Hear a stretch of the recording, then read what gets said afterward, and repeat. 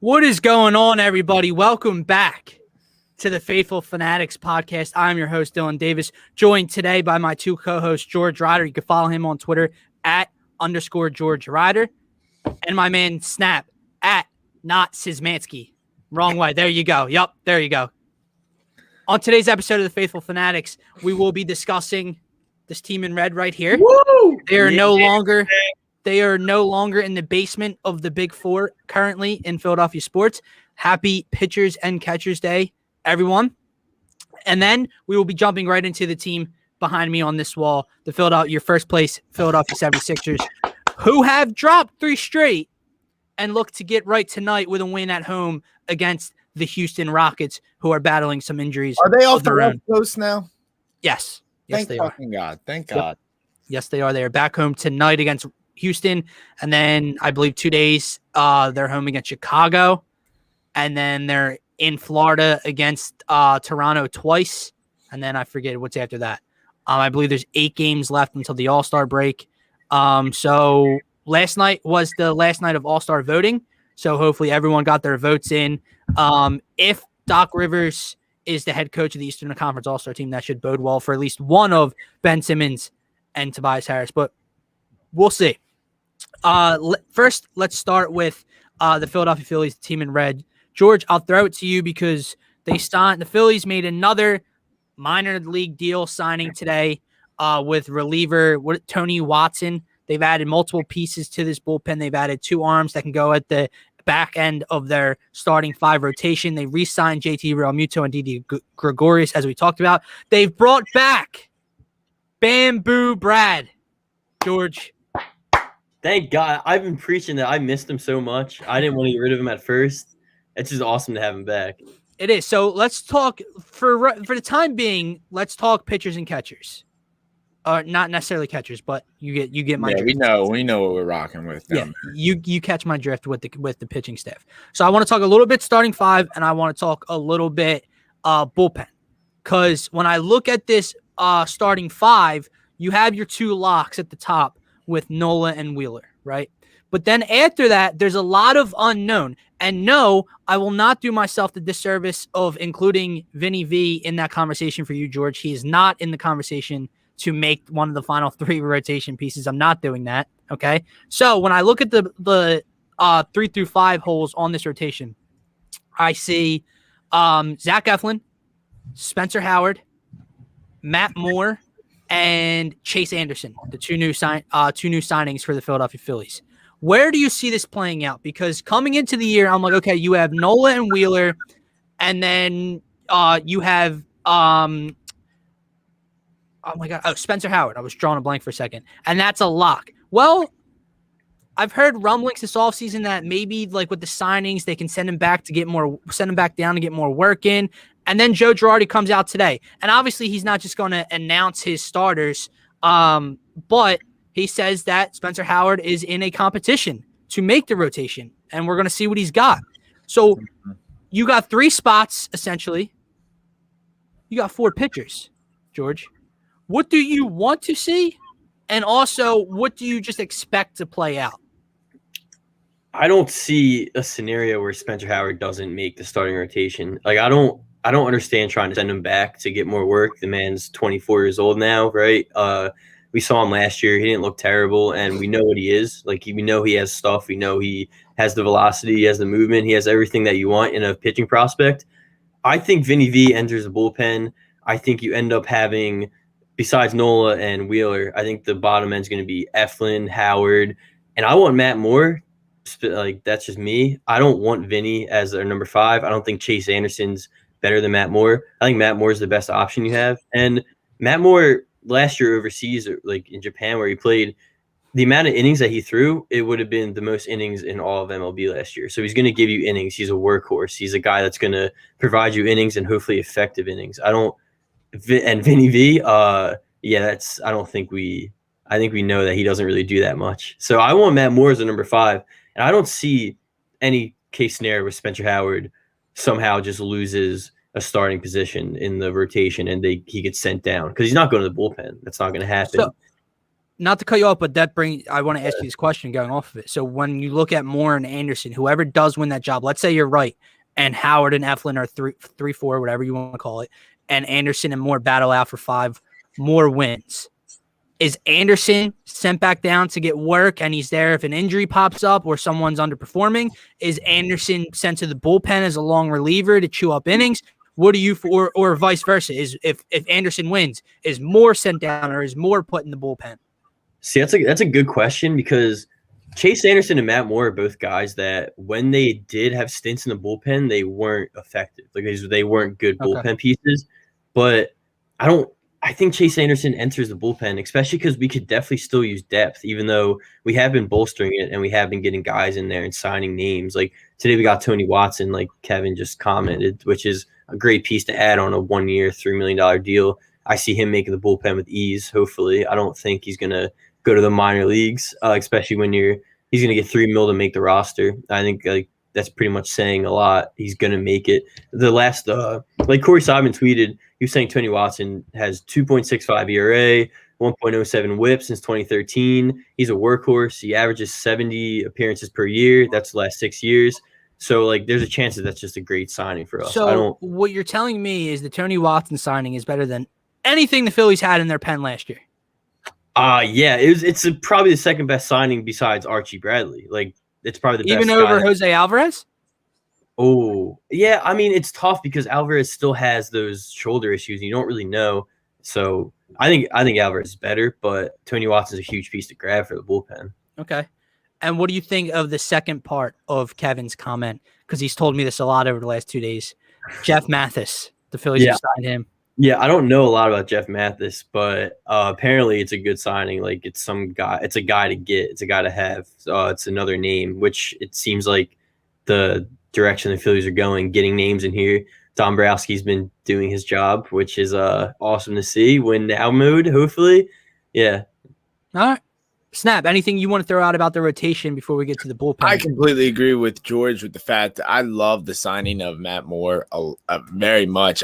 Like he said, when he was in Japan, he was an absolute workhorse. He played nonstop. It seemed like he played every inning of every game. He racked up the innings. He pitched really well and consistently. So why not? Why not get the guy on a minor league deal and try to bolster up this bullpen? I think just to go off of what you guys just said, the fact that, and look, I'm not saying Matt Moore or Chase Anderson are going to propel this team to a contender.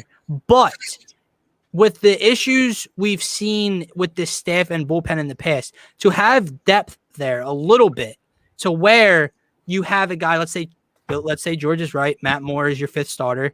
Chase Anderson is either in the pen or sent down, and he's there if an injury pops up, which over 162 game season, damn well is coming. So that's nice to have. I kind of agree. I think whose ERA was better last year, Billy? Was it Moore in Japan's or was it Anderson's? I believe it was Moore in Japan's. Really? Moore, okay. Yeah, Moore was good in Japan last year, and he 8 innings a lot as a starter. Okay. So I would say that you would lock up the first 4. Yeah, definitely. I would. I think the first 4 are pretty much a lock right now. Now, okay, let's just toss it around. Bearing injuries. Is Eflin or Howard the 3? I'm going Howard, but that's me thinking that he's going to take the next step. I think he comes out and he shows us why he's our number 1 pitching prospect and what we expected. When he came up last year and he got called up for that debut, all the hype surrounding him, I think he shows us why this year. Because, he wasn't an animal last year. We know that, but he has the stuff. He has everything you want. He has a nasty curveball, good movement. He has velocity. He's a type of pitcher that can potentially be our ace of the future. and he Yeah, had that's what I'm saying, but I know Wheeler had the blister late in the season, yeah. but what was wrong? Did Howard have the blister as well in the middle? What was his injury in the middle of the season? He had the blister. Wheeler had his His nail. his nail caught in his jeans. And it ripped off his nail or something on his throwing hand. Dude, that was awful. That's crazy. That's literally going into the final stretch of the season to try to make postseason. Yeah. I know. And that happened. Wheeler got hurt, like that happened. So having Chase Anderson and Matt Moore signing, it's just another guy to have just in case something happens.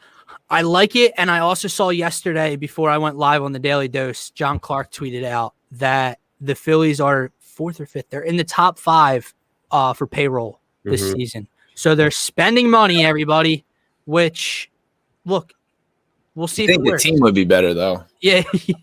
Yeah. Top 5 in payroll and your team isn't a top 5 team. It kind of sucks to hear it out loud. Let's get to the bullpen, because more than anything, that was the issue last year over the starting 5. Although I could make the argument right now that on paper, the starting 5 is a bigger question mark than the bullpen. When you look at this Phillies bullpen, Hector Neris, Connor Brogdon, JoJo Romero, Archie Bradley, Jose Alvarez, Sam Coonrod, Tony Watson now. And then I have a couple question marks. Ramon Rosso. George, you were huge last year on. David Hale, is he back with the Phillies this year? Yeah, he is. So is there anyone I'm missing? Any of those names you expect not to be on the major league roster? And what do you just think of that overall? When you look at the beef of this bullpen, you got to think Neris, Bradley, Alvarez, Watson, and then where would you go then? Brogdon or Coonrod? I like Connor Brogdon. Like, he's a young kid and he's going to take another step this year, which is great. Like, you signed Kinsler, so that's good. You have guys that are going to fight to make the roster. Like, I think compared to last year, we're in such a better position. And, like, that's why I don't see why people are, I guess, underrating us, you could say. I feel like they're smashing our odds, saying we're just like, we have no chance of making the playoffs in this division. I just don't agree with that. Like, last year we were top 5 in runs. Like, we're going to rake. And if we didn't have a historically bad bullpen, we make the playoffs. Like, fact. I think that's a fact. So, like, getting guys in here like Archie Bradley, Alvarado, all these guys that are going to help on the back end. Neris is going to, like, take a load off him. I think we're decent. I think we're at least middle of the pack in the MLB. We're a top 15 bullpen, top 17 bullpen. That's fair. That's something I just realized. I keep calling him Jose Alvarez. It's Jose Alvarado. Yeah, I know. It's you got two guys that have the same exact name from last year and this year. Yep, that's what I'm doing. And I saw you looked at me earlier, and I'm like, yeah, it's Alvarez, right? Nope. Yeah, Jose Alvarado. So that's who I was making the case for biggest signing. Snap, what do you think of the bullpen? Are there still, like, do you look at this bullpen and say, okay, they made enough adjustments to where they're at least a playoff team, or do they still need to add, like, because they've added how many, George? 4 or 5 bullpen pieces? Yeah. Like, guys. Like, is there even, do they still need more? If the offense stays the same way that it was last year, and the bullpen does take a step to become a middle of the pack bullpen, you have enough. In theory, you have enough. But that's if the offense is still hitting runs like they have last year, and they're still doing the same thing that they were doing last season. Am I 100% confident in the bullpen? No. It's hard to say that after you have a historically bad ERA, no matter who you bring in, especially if it's not big names. It's just a fact. But some of the names, Archie Bradley, you got good guys coming in to help bolster this bullpen. Again, we're not going to have world beaters on the mound. We're really not. It's just a fact. It's a slow buildup. You can't fix a bullpen in one season. It's just the truth. So, am I 100% sold? No. But do I think they do I have higher hopes for the playoffs? Absolutely, especially the way last season started. We all thought for sure that was a playoff team last year, and they broke our hearts. So with this improved bullpen, I could see it. Well, am I expecting it? Yes, but no at the same time, if that makes sense. Love it. I completely agree. I think you're, at least in my opinion, I don't get, George, what did you say they have? 83 wins this year? Yeah, Fangraphs, which is a great website if you're looking at statistics or any type of advanced analytics. Like they have us at 83 wins, which I think is fair, I guess, after last year. And I guess you can say question marks in the bullpen coming up this year. You don't know how good we're going to be. We got some guys, but after last season, you can't mark down as being a good bullpen. So I think 83 wins is fair. Does it get us a wild card spot? Probably not. But I think we could win more games than that. If our bullpen holds up and we end up being like top 15 in the MLB and we rake like we did last season, we're going to compete. Like that's one thing that I don't agree with a lot of people saying that this team is chalked already and they're not going to be good. Like we're going to compete. We're going to fight for a wild card spot. We're going to fight till the end to make the playoffs. It's just going to happen. All right, George, Kevin has some comments. You could take the lead here because I don't even know who he just asked about. So will any of those names make the 40-man? I don't think Phillies does, but Hector Rondon can definitely make the bullpen. I think that's an opportunity. I mean, it's someone that definitely can. That's the only guy there that I think can make the roster, at least a 40-man, but who the hell knows at this point, really? Like, we're going to see what happens in spring training. Nice hat, Snap. Yeah, I rock it today, you know. We're back. All right, one more thing. It's not pitchers and catchers, George, but talk about your man, Bamboo Brad. What does he mean to this bench? How big of a signing is it? Bamboo Brad is back, and I read an article saying that they don't know like how many games Kutch is going to consistently start this year. They were saying maybe 4 games a week, which kind of gives an opportunity for a platoon in left field, I guess, with Brad Miller and Kutch, which I love. I love Brad Miller. Like I wanted us to sign him when he left. Like I wanted him to stay. He's a great bench piece. If we have Brad Miller starting games, I don't mind that at all. And I think it's a great deal for us, great deal for him because he gets to play. We don't know about Kutch. I don't think Kutch is going to play day in and day out. And the Phillies kind of alluded to that. Like they don't think he's going to be an everyday starter. So, and we're not going to get a DH. So it looks like it's not going to happen. So having Bamboo Brad back bolsters our depth, bolsters our outfield. We got a guy that can start and a guy off the bench that has pop. So I love it. You know I love that signing. Is Phil Gosselin back or no?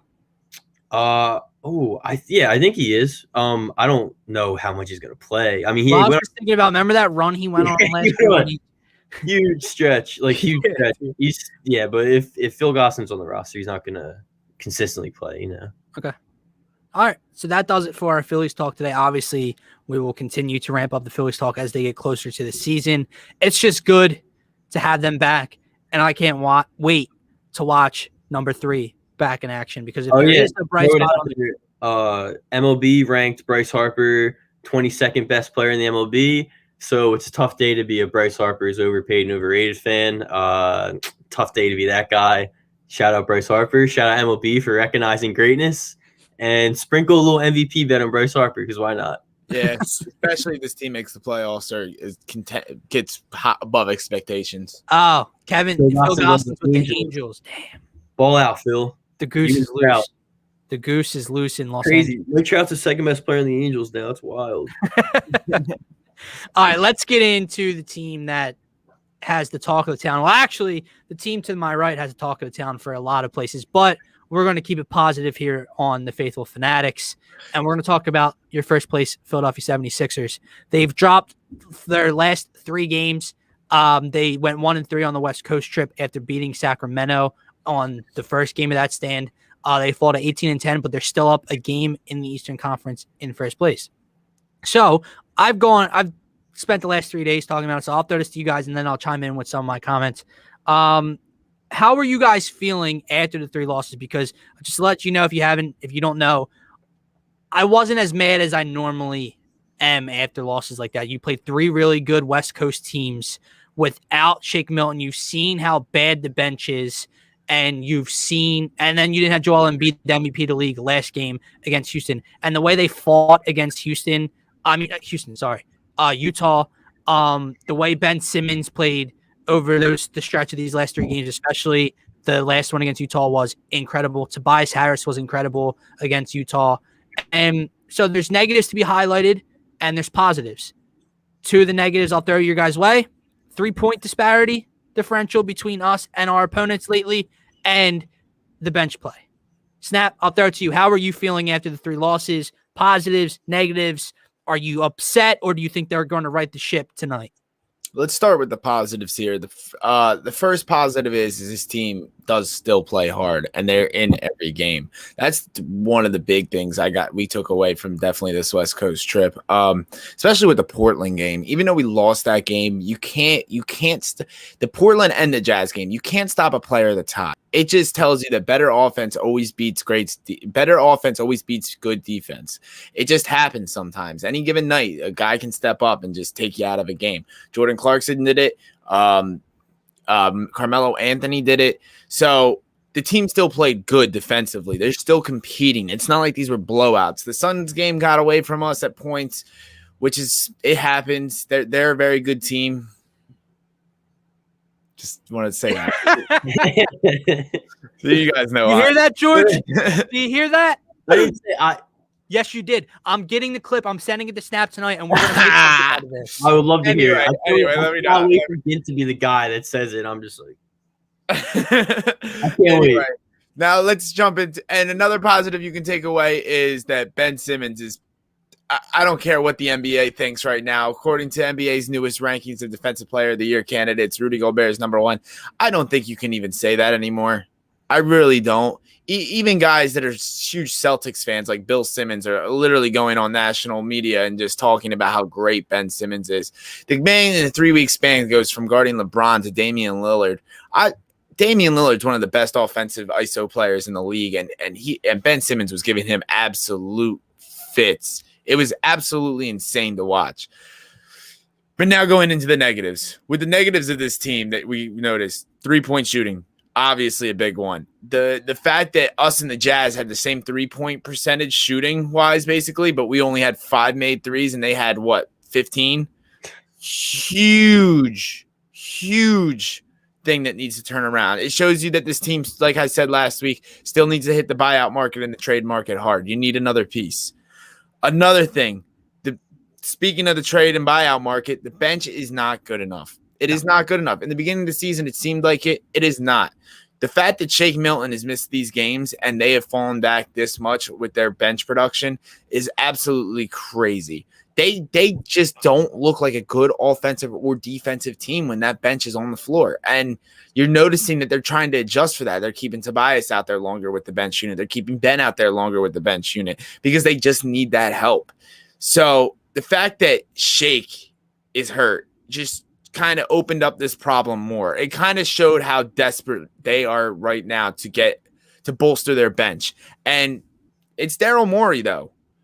So I think Daryl knows this too, and I think Daryl's going to attack it head on at the trade deadline. He's a smart GM. He's a smart president of basketball operations. He's going to wait until closer to the deadline to make a move for anyone freaking out right now. He's going to wait closer to the buyout market before he makes a move. So don't get too worried about it right now, I would say to fans out there. Just let Daryl Morey do what he does and just have a little faith that they can bolster this bench up and get some 3-point shooting on this team. The one thing I'll throw to Billy first is like the bench scoring, like I alluded to it. It's been awful. We've seen, everyone knows that. But when you look at the numbers, dude, and you're watching a literal player, singular, from each game outscored the entire Sixers bench unit, there's an issue. Carmelo Anthony outscored our bench unit 19, sorry. They had 19 bench points against Portland. In theory, they had 20 points against Phoenix off the bench. 5 of those came from a minute of Tony Bradley and Isaiah Joe. So I'm not even counting those 5 points. So you got 15 bench points versus the Phoenix Suns, and then you got your bench outscored against Utah 57-25. Jordan Clarkson outscored your bench 40-25. That is an issue, dude. And to your point, Shake Milton will come back and help that. But to think you can go into the playoffs with this bench and just add Shake Milton, you need more help. I agree. George? Yeah, the bench has been absolutely terrible. And it sucks because in the beginning of the year, we were really excited about that bench. And you see that Shake misses games, and it's like, oh, okay, yeah, we definitely need somebody. I'm like, am I worried about the 3 losses in a row? Not at all. Like, I'm not sweating it at all. The Blazers game, it was a close game, but Carmelo just stole it. Like, Carmelo stole that game from us. He was absolutely cooking in the fourth quarter. The Suns game, tough loss, but what are you going to do about it? Like, it's a West Coast road trip, whatever. The bench was terrible. You can't really do anything about it. And then the freaking Jazz game, we're Joel Embiid away from winning that one against the hottest team in the NBA. Like we are. It's just we're one player away from winning that game, and he's an MVP caliber player. I'll go one further. He would have torched. Yeah, he would have absolutely destroyed Gobert. I'll go one further for you. Let's hear it. You're Shake Milton away from winning that Utah game. That's how locked in Ben Simmons and Tobias Harris were. I agree with that. They were the first. They were one of 2 pairs in Sixers, or one of 3 pairs in Sixers history now to have 2 players score over 35 points in a game. The other being Hal Greer and Wilt Chamberlain, and I don't even know the other 2 guys. I can't remember their names. I only know Hal and Wilt because they're Hall of Famers. Ben was also the first Sixer since Wilt Chamberlain to put up that stat line with essentially a 42-point triple-double. He's a rebound. It's a 42-point triple-double, however you want to put it. He's a rebound shy. Yeah, he's a rebound. I thought he was going to go for 50. Honestly, the pace he started shooting the ball or scoring the ball at the end of the game, he tried to take some late-game shots. They didn't fall for him. He had a couple turnaround jumpers he tried. You know what? Good for him. I'd rather him I agree. at the end of the game. I guess he just hates Donovan Mitchell that much still. That he has to play like that against him every time they play. I wish we could play the Utah Jazz every game. We get him again soon at home. I love aggressive Ben. So, George, continue. If you have anything else to add. Yeah, I mean, like, it's very clear that we need to bolster this bench somehow, some way. And I don't know about you guys, but I'm, like, a little nervous that people are going to want to choose Brooklyn over us, at least, like, first choice. I'm kind of scared about that because if they get a decent center, a decent big man, that team's just even harder to beat for us because they're one big man away from being a huge problem for us. I agree. Ginn on that team. Nobody brought this up earlier. I agree. But when you come to choosing like Abe said in the comments with me and Ginn, we are the 1 seed. And I know Brooklyn's the 2 seed, and in a game or two, they could very well be the 1 seed. So there's not a huge difference there. But we're still the 1 seed as is right now. Also, when you look at Brooklyn, yeah, sure, a defensive-minded rim protector or board eater center will want to go there. Or a literal role player who just wants to chase a ring will go there. But if you're a guy who not only wants a ring, but wants to contribute, wants to touch the ball, wants to get a couple shots, whatever it is, wants to be involved, what are you going there for? You're coming here. Yeah. You're not going there with those 3, and then Joe Harris is getting his touches, Jeff Green's getting his touches. You're not touching the ball there. So, yeah, you're right. Andre Drummond's a name that comes to mind. Like, if a big-time center, rim protector, good defender goes there, that makes him a lot tougher to beat. But anyone that really wants to touch the ball, I don't see it, is signing with Brooklyn over us. Even with the whole Drummond idea, I think Drummond's going to end up getting traded because I think a team's going to want him more enough, or he's going to want him enough to avoid being in a bid competition in a buyout market. I really do, and also that would just help the Cavs out in general with cap. I think even if, like, a lot of people are trying to tell me, oh, if Andre Drummond goes to the Nets, Embiid's still going to cook him, and even if that's the case, the whole point of that you're forgetting is Andre Drummond is a good player. I know Philadelphia fans love to troll him. I love to troll him. It's one of my favorite things to do when we used to play Detroit. I love getting on Twitter and just absolutely trolling the guy because he doesn't know what to do with Embiid. But when you put Andre Drummond next to Kevin Durant, Kyrie Irving, and James Harden in a postseason playoff game, something he's, I think, been to once in his whole career, where he's motivated as an older player now, it's a scary thing because he's going to give it his all against a guy like Joel Embiid, and that's just going to tire out Joel Embiid to play down low. He's not going to be as aggressive defensively guarding the rim against guys that can drive it like Irving and Harden and Kevin Durant. So it will put an impact on the Sixers if Drummond ends up on the Nets. People need to understand that. I agree. There should be fear in that situation. I think if this West Coast trip / 3 straight losses highlighted a lot of moral victories and a lot of positive things. And I've talked about them and you guys alluded to them. This guy behind me, Tobias, everything. And that's something you can go off of. And it's why I'm not that angry. But when you look at the lack of bench and stuff like that, and then you throw out there that Brooklyn's going to be in the buyout market, what is one major advantage outside of Joel Embiid and them not having a big man that we thought we had over Brooklyn in a series when they made the move? Depth and bench. Guys, that's not really the case. Not at all. Shake Milton clearly helps, obviously. But think about this for a second. I just want to throw this idea out to you guys. When it comes playoff time, Shake Milton's healthy. You're going to have Shake Milton. Tyrese Maxey's not really going to get any run, if any at all. Matisse Thybulle isn't going to give you anything offensively, so I expect him to be out there for stints just to provide energy and defense against Brooklyn, okay? Like 6 minutes. And then Dwight Howard, you got 14 out of him the other night. You don't really get that many points out of Dwight Howard in a backup role, okay? It's not happening. And then you have what? Furkan Korkmaz and Mike Scott. Who I have to say is playing better. Who? Furkan a little bit offensively. He hasn't scored a field goal in the last 2 games. Oh, you're right. I forgot about that. Before that, I know what you're thinking about. No, Snap's thinking of the Sacramento game or the Portland game where he scored 15 in the first half. Yes. I know what you're thinking of. The last 2 games, he's played shit. 35 total minutes, and he was 0 of 10 from the field combined. I'm not gonna lie to you guys. I just got done overtime on Saturday. Yeah. I passed the fuck out after a quarter against that game. I watched every other game during the road. Yeah. But he has been garbage. But what I'm saying to you is I don't want Furkan and Mike Scott on the floor in the postseason. Okay? So that leaves you off the bench currently. Tyrese Maxey, who's not going to play a lot at all. Matisse Thybulle isn't going to give you anything offensively. That leaves you Shake Milton and Dwight Howard. You're right. And I'm as high as you can get on this team. I think this team can compete this year. I've said it. Enjoy the ride. The starters were 14-0. They're 14-2. That's still outrageous. Okay? And I think they get right. They had a rough West Coast stand. But, dude, their bench has had 19, 20, and 25 points in 3 straight games. That is a glaringly obvious issue.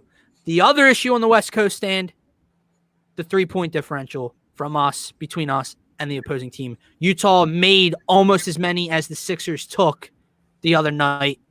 The Sixers only took 23 threes, and Utah took 48 or 45 threes the other night. That can't happen. A lot of it comes from Joel Embiid not being on the floor. I get that. And I said something again, like when you look, people were getting pissed off at the 3-point differential, and you heard Zoom off and Allah on the broadcast talking about, guys, 3s beats 2. Like you need. Well, when you look at the stat line, Ben and Tobias combined for 50 field goal attempts. Or 60 field goal attempts, one or the other, okay? 50 actually. Yeah, 50. Where does their offensive games come from? Ben is clearly not beyond the 3-point mark. And Toby took 5 and made 3 out of his 25, 26 attempts or whatever it was. 24 attempts. So, clearly, when 50 of the shots are not really coming from beyond the field 3-point line, you're not going to have that many attempts in the game. But outside of it's not just the Sixers not shooting a lot of 3s.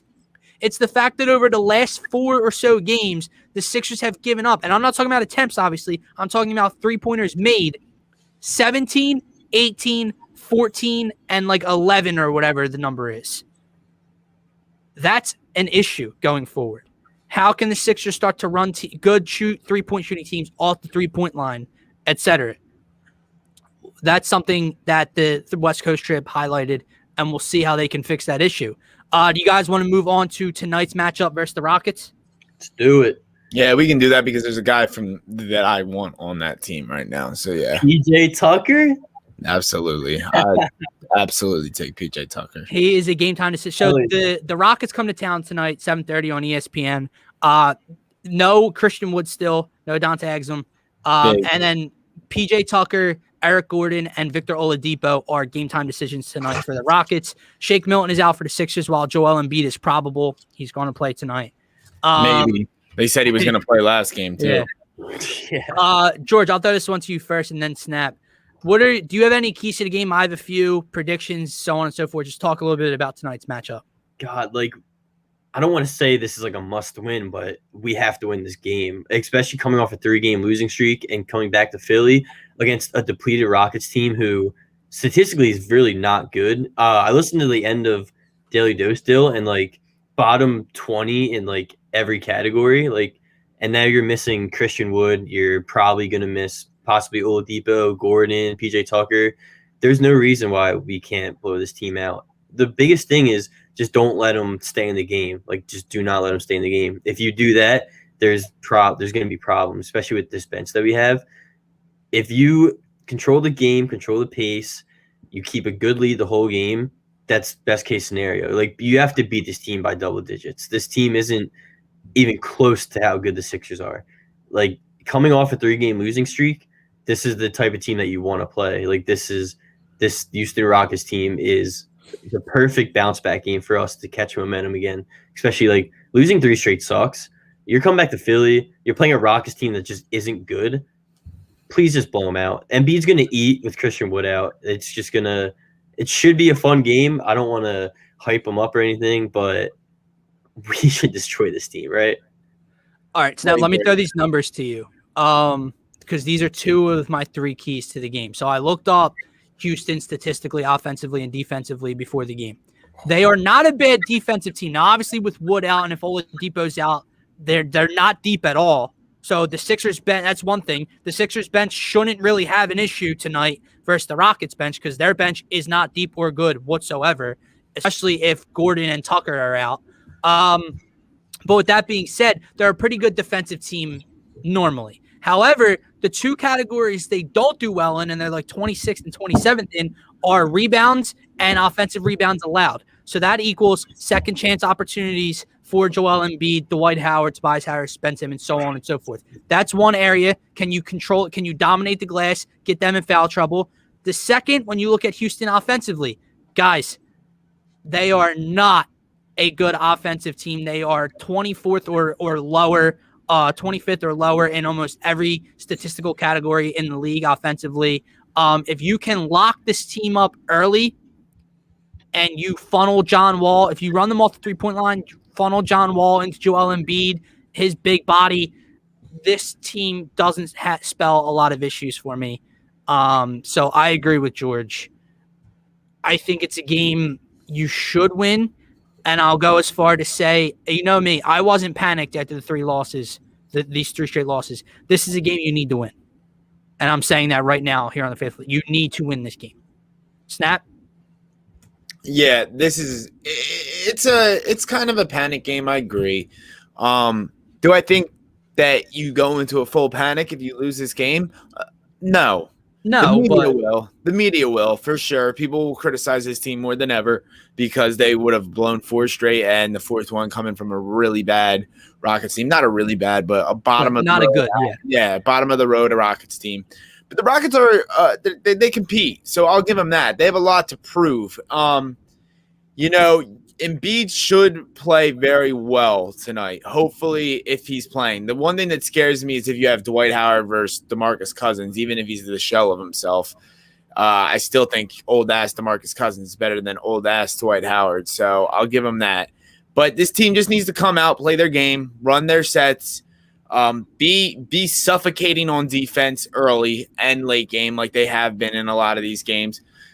So come out and suffocate them on defense, especially early. So, just take the wind out of their sails as fast as you can. Get some buckets in transition. Get some loose balls. Get some steals. Push the pace a little. Get Embiid in his spots. Run him in the post. Throw different looks at them.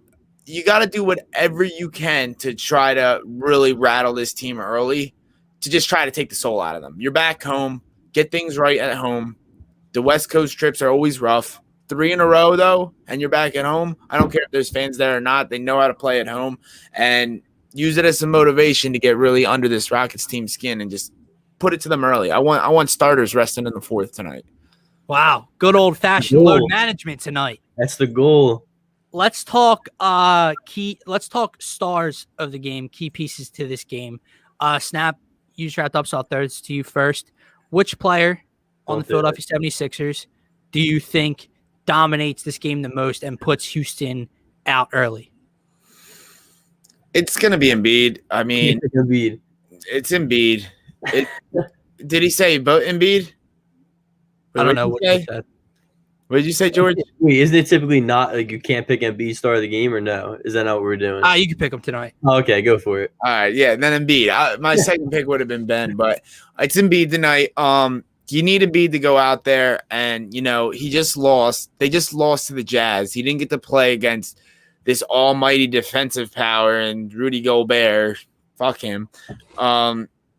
We know Embiid would have killed him. We probably win that game if Embiid is playing against Rudy Gobert. So Embiid, the type of player Embiid is, that's going to light a little fire under his ass. He's definitely going to want to come out and be like, all right, let's get back on track, boys. I sit one game and shit goes to hell. Let's get back on track. So he's going to come out, and just with no Christian Woods, I don't think DeMarcus Cousins is enough at this age to stop him. 4 years ago, fuck yeah, it would have been a great battle tonight. But it's different times, different injuries have happened, and Embiid is the best center in the league. So he's gonna go out there, he's gonna do his things, he's gonna get back to that. The last couple games he's played, he's scored early and often. And I like that trend. It's like going back to what I said, I want to take the wind out of their sails early. Embiid will come in, be very efficient scoring the ball from the post, face-up game, get it done early in the first quarter. Get your 15, take the wind out of their sails, and then, you don't have to – you get that early lead on them. I just see Embiid dominating boards and taking it to him offensively very early. I'm going to go with 2-5. And the reason I go off of that is it's because of the game he's coming off of. I want to see how the Sixers use him with Embiid on the floor and how he attacks the rim coming off of his best and most dominant performance in a Sixers uniform. That literally the loss to Utah, though it was a loss, was the most dominant we've ever seen Ben Simmons in a 76ers uniform. Yes, not another game.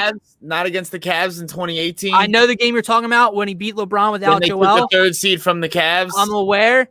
No, dude, I don't know. I've never seen that. Not game 2 against Miami where he basically won that game for him with no Embiid. No. 42-point triple doubles like crazy. We'll call it a triple double. The way Ben did it against the Cavs in 2018. I get it. Dominant. But I think it was the most dominant he's been in a Sixers uniform. I want to see how he and this coaching staff. How can you build off of that performance? Because I said this yesterday, something's clicking up here right now for him. And he talked about it after the loss. He mentioned two things. A, it was a lot of fun to dominate offensively. B, he said he's starting to figure it out with his mental. Okay? And you're seeing that. Now, they've lost the last 3 games, so the production has to match the win and loss category. I get that. But over the 3 losses, he's had basically a 23-point triple-double against Portland. He scored 16 in the first half against Phoenix. Now, obviously, that dropped off. He only had 2 in the second half, which can't happen. But he had 16 in the first half being aggressive. And then we all know what he did the other night against Utah, as I've alluded to. How can he continue to build off of this with Joel back on the floor? Because if you can get Ben to that level, not 42-point level, that's not going to happen. Not 26 shots, that's not going to happen. But if you can get Ben elevated offensively to attacking early every game, or damn near every game, and he's in that 20-point range, that takes his team to another level, and it takes Ben Simmons to another level. He can't come out tonight after 26 shots and 42 points and have 5 or 6 field goal attempts tonight. That can't happen. So I want to see Ben aggressive. I think he will be aggressive because I think it's literally clicking in his head. And he's growing as a player, just as Embiid's growing as a player. Don't be surprised, though. Don't be surprised if he does. I'll be pissed off. I love Ben. I know I had some words for him early in the season, but don't be surprised if that happens because he might take a back seat to let Embiid get going earlier than that. That was one of the big reasons I think Ben had such a dominant last game against Utah is because he got it off early. But usually they go to Embiid early. So I want to see what Doc decides to do because here's the thing. And it's not just Doc, it's Ben's mindset as well and his aggressiveness. But I want to see because, guys, if Ben can get to the rack at will like that or even close to that level, that makes life for 2-1 a hell of a lot easier in the low post. That'll be big going forward. George, who's your star of the game? 1-2, Tobias Harris. I feel like last game he We're had going the big three, huh? the big three. I feel like he had the quietest 36-point game. Oh, Like, yeah. nobody said a word about Tobias Harris. He shot 58% from the field, 36 points, 3 for 5 from 3, and we were all just like, yeah, whatever. Like, you're good. I think the big three comes out tonight, especially with a depleted Houston team. I don't see any way that our big three doesn't absolutely dominate. I think Embiid dominates down low. Simmons aggressive, Toby getting his shots. Tonight's gonna be a fun game, and you two picked the right guy, so I'm going with Harris. I think Sixers win by double digits with ease tonight. Hopefully, I hope I'm not like jinxing this, but it's gonna be a fun matchup, and I think our big three scores their points, and they all get theirs. They all eat tonight. Real quick, Good. is Tobias Harris an all-star? Or does he make the all-star team? Yeah, no. Can we like touch on that real quick? Like, if you had to, I don't think he's gonna. You have to choose between. I think there's players that deserve it Who are you more. picking between Ben and Toby? Toby. Ben. See, I Ben like. has the history to push to that This spot. is my thought. I want I would love Ben to be an all-star, Me too. but I feel like Toby putting up points like that and being consistent throughout the whole season. He's Yeah. done it consistently all season. I could see neither of them making it. Not if something was reported. Someone tweeted earlier, if the Sixers win 2 of their next 3 this week, regardless of what Milwaukee and Brooklyn do, Doc is the head coach of the Eastern Conference team. That'd be Right. awesome. If they're the one, This is my thing with the East, right? Because we broke this down, I think pregame or pre-show one of these weeks. Yeah. And my thing is, when I break down the 11 spots for the Eastern Conference All-Stars, there's probably going to be 6 guards for the East and 5 forward spots. Six guard spots are going to be Beal, Harden, Kyrie, Zach LaVine, Trae Young. I think that's 5 right there. And then it's a toss-up between like guy like Jaylen Brown and Ben Simmons. There's so many options, dude. Exactly. And so that lowers your amount of forwards right there. So then for forwards, it's going to be Giannis, Kevin Durant, Joel Embiid. That's 3. Now you have 2 more spots to fill. You know Jason Tatum's going to get one. So that's 4. Now who really gets the 5th? I just don't see Tobias Harris getting that 5th spot when there's a guy up in New York right now who's having career numbers that are better than Julius Randle. Julius Randle's shooting 40% from 3-point range. I think you're right. 4 and 11. He's going to take the spot. I think you're right. I think he deserves it more. No, when the Sixers, if they are the number he's the one best seed, player on a playoff team that was just garbage last year. I love Tobias Harris. I love him. I think he deserves an all-star bid, but I just think the East just has too many all-stars this year. well, me and Jay tried to do it. It's impossible. It's impossible to try to figure out the 12. Fan voting also screwed it up. Like Derrick Rose is getting votes, Klay Thompson's getting votes. Mellow. Stupid. It's always going to happen, but the fan voting only decides the starters.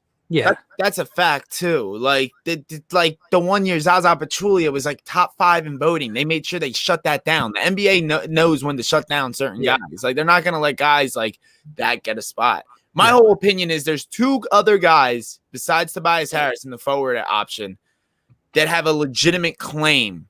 Actually, 3. You could say Jimmy Butler, even though he hasn't played a lot. You're also not talking about Bam. And Bam's over Jimmy. Bam wasn't even my third. Bam wasn't even my third guy. My third guy was Sabonis. I think Bam's over Jimmy with ease right now. Sabonis. Right? What are the Pacers? The 4th in the East right now? Something like 4th. Yeah. Sabonis doesn't deserve a spot. There's so many guys that like deserve a spot. There's so many. The top. You're also not talking about Chris Middleton. Yes. And the guards outweigh the forwards in talent-wise for the East right now. Kind of like how the West always was. So now that the top of the East guards are so good, it takes away from forward spots. Like, Joel Embiid, Kevin Durant, and Giannis are getting 3 of those 5 spots. And Tatum's definitely a lock too because it's the Celtics, and they always want to have a Celtic in there. Even if Jason Tatum played 5 games, he'd probably have a shot at the All-Star game. So my whole thing is I love Tobias Harris. I think he's playing all-star ball. I don't know if I can say he deserves an all-star spot this year. It's so hard. But It's sad. It's sad. If the Sixers were like 25-5, absolutely. Because if you have a phenomenal record like that, that's that good, and you have 320 or you have a 220-point scorers and a guy like Ben on the team, I think they make it. Just because how are you going to ignore it? But it's just really hard to get more than 2 guys on an all-star team. That's why you never see it. I agree. You guys the way. What's up? Go No, go ahead. No, go ahead. No, I had no point. I was gonna say you want to guess the score for tonight. Yeah. I was gonna say you said double-digit win. I was gonna go 9-point win. 121 Sixers. What's the spread? 112. Last time I checked, it was -10 for the Sixers, but I don't know what it is now. Let's see. Can the Sixers put them away early? Sixers -9.5. Oh, I will say this. I swear to God, I didn't know the spread when I said 9. I got them winning by 8. Oh, Rockets covering the spread. Dude, good teams win, great teams cover. Sixers by 12. Hammer Sixers -9.5. I guess Hammer Ben Simmons first basket and make some. Oh my God, dude. No, Simmons' first basket's dead. No, it's not. How many has he hit this year? A lot. Like He's hit a few. Billy was at my house. The one that he hit, he was going. oh my freaking God, dude, yeah, that was fun. That was a good time. All right. That's probably going to wrap up this week's episode of the Phaithful Fanatics. You can follow us on Twitter at FaithfulFans2. You can follow me on Twitter at DylanJD98, George at _George Ryder, Snap at Not Szymanski. And Gint wasn't here with us today. He's on vacation still, even after he was just on the Daily Dose. But that being said, the Suns and the Trailblazers are both better than the Pelicans, and we will get back to that discussion Damn right. in a later week. Go Sixers. Flyers return to action tomorrow, hopefully versus the Rangers. And the Lake Tahoe game versus the Boston Bruins is this Sunday at 3 p.m. So hopefully they're fully healthy for that. And go Phillies because they're back as well. Go ahead, George. Yeah, we're missing hella guys against the Rangers. It's gonna be rough. Awesome. Love to hear it. Good to hear. Yeah, love to hear it. Go Sixers. Way to end it on a negative note, George. Later, guys.